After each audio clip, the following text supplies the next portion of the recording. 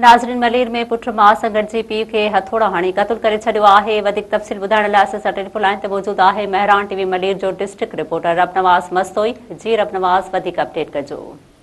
जी बिल्कुल, मलेर के इलाइक़े गुलशन नदी में रत जा रिश्ता वो वेरी बणिजी आहे, जंहिंजे पुट मां सां गॾिजी पंहिंजे 55 वरनि जे वालिद खे हथौड़ा हणी क़त्ल करे छॾियो आहे। तव्हां ॿुधाईंदो गुलशन नदी फेज़ 2 में जवाबदार सलाउद्दीन पंहिंजी मां सां गॾिजी करे पंहिंजे 50 वरनि जे पीउ अनवर के हथौड़े छुरियुनि जा वार करे क़त्ल करे छॾियो आहे। जंहिं इतला मिलण ते पुलिस वाक़े जे हंध ते पहुची लाश खे पंहिंजी तहवील में वठी छॾियो आहे, अस्पताल मुंतक़िल करे छॾियो आहे। जंहिंजे शुरूआती जांच में जवाबदार मां समेत गिरफ़्तार। उन मौके ते पुलिस जो वधीक इहो चवणु आहे वाक़ियो जेको इंतिहाई ॾुखंदड़ पेश आयो आहे, जंहिं मक़तूल अनवर खे पंहिंजे ई पुट ऐं ज़ाल मथे ते हथौड़ा ऐं छुरियुनि जा वार करे बेरहमी सां क़त्ल कयो आहे। जंहिंजे ॿिन्ही जवाबदारनि खे गिरफ़्तार कयो वियो आहे। जंहिं मामले जी वधीक जांच करे रहिया आहियूं हीउ मामलो कीअं जेको आहे पेश थियो। जॾहिं शुरूआती जांच मूजिबि जेके हुनजे पुट ऐं जेकी मां गृहस्थी आहे उनजी जेको आहे इहो त हिनजो ज़हनी तवाज़ुन सही न हुयो, हिन पंहिंजो पाण खे